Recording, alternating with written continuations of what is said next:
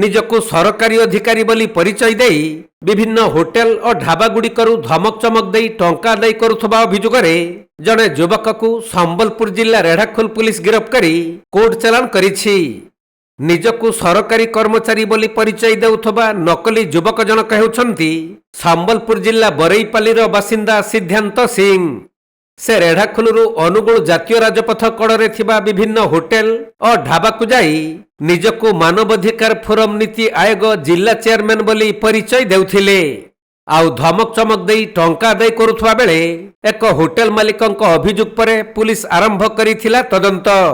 ଚଢ଼ାଉ କରି ଅଭିଯୁକ୍ତ ସିଦ୍ଧାନ୍ତ ସିଂଙ୍କୁ ପୁଲିସ ଗିରଫ କରିବା ପରେ କୋର୍ଟ ଚାଲାଣ କରିଛି।